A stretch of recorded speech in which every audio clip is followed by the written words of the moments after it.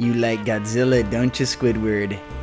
The truth is, at some level, I feel like every fan of sci-fi in whatever incarnation it appears in has a special love for our big, spiky boy. And why not? Godzilla is not just a badass huge monster with superpowered abilities. He's also a somber analogy for the devastating and frankly horrifying power mankind is capable of nowadays. Such a duality gives Godzilla a truly unique presence, and until I saw this film, I had not seen such presence truly come alive. At least, not since the days of my childhood, back when I was eager enough to enjoy a big monster flick that I was willing to ignore the wires and zippers on screen. However, now there is a substitute, and no, it's not the multi-billion-dollar garbage fest abomination that has been born into this world by Legendary Pictures. I'm talking about Shin Godzilla, and today we're going to talk about what made this film so good. You see, like I said before, this film has single-handedly done what so many reboots, sequels, and spin-offs try and almost always fail to do. Shin Godzilla is a return to the ideas and methodologies of the first Godzilla movie, with all the pain and passion that went into this original project being novelly resurrected in this fresh reimagining, pitting mankind against the King of Monsters in an eerily realistic modern setting. Watching the world's response, and specifically Japan's, to Godzilla's sudden appearance and rapid evolution is, in a word, captivating. The politics felt real, or at least real enough to keep me thoroughly invested in following and believing the Japanese government's response to such an unorthodox crisis. It almost feels like, at times, I was watching a nascent nerve from Evangelion slowly taking its first incarnation as the shambles of the Japanese crisis response team began to reform into an entity that was capable of just barely handling the Godzilla crisis.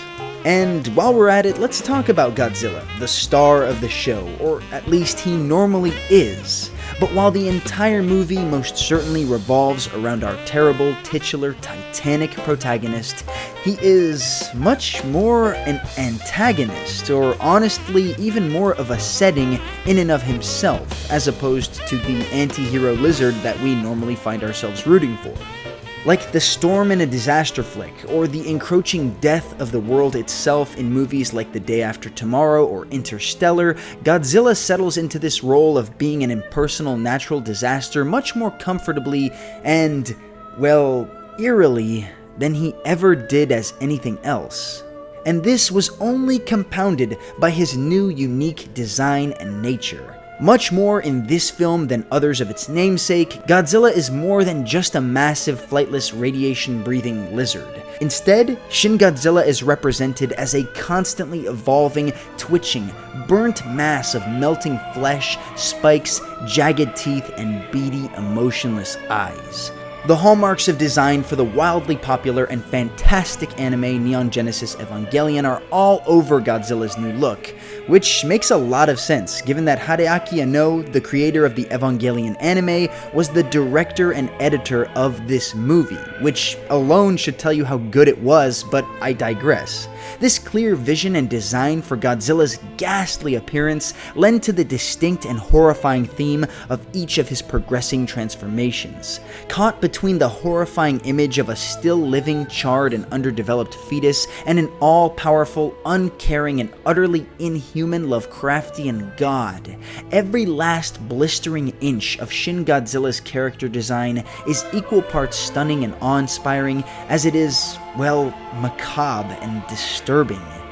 Shin Godzilla is to Godzilla what Joaquin Phoenix's Joker was to the Joker, a shockingly realistic look at what a character from fiction would actually be like if our world was unfortunate enough to see them exist.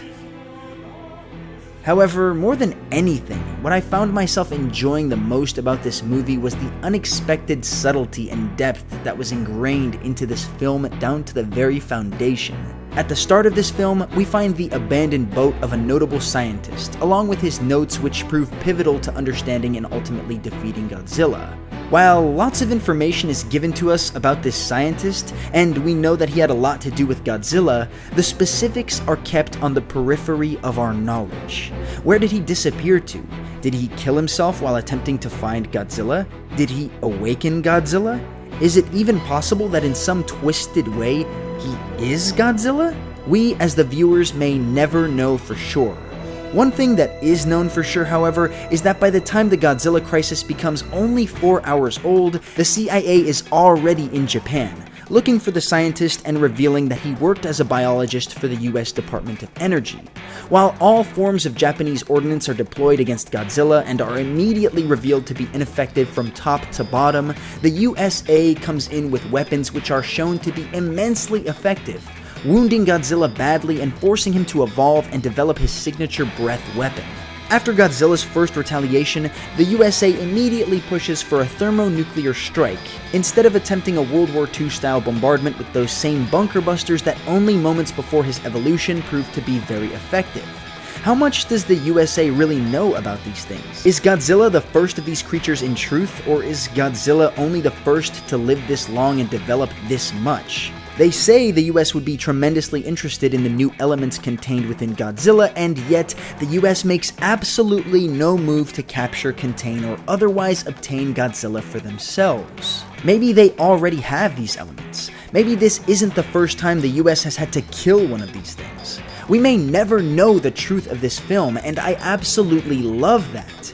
This film consistently left me asking questions, but they were the kinds of questions that left me feeling as if I had sat through this ordeal alongside the scientists who had fought so hard to unearth any answers they could in the pursuit of victory.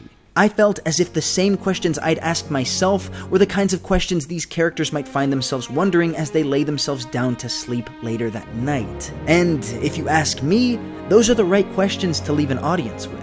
And well, it has to be said that the cinematography of this movie was, well, it was jaw-droppingly novel in terms of what live-action movies have done. I mean, I've seen plenty of live-action anime movies where the directors, or Netflix, try to bring an anime storyline into a live-action movie, and I'll be honest with you, it has never panned out well, at least in my opinion. But Shin Godzilla? Well, I'll be damned. Although it's not derived from any animated origins, the movie watches like an anime, with several shots of the film being dedicated to setting the scenery or flow of action in much the same way I've seen done in anime time and time again. And yeah, I guess that makes sense given the several anime big shots who worked on this film.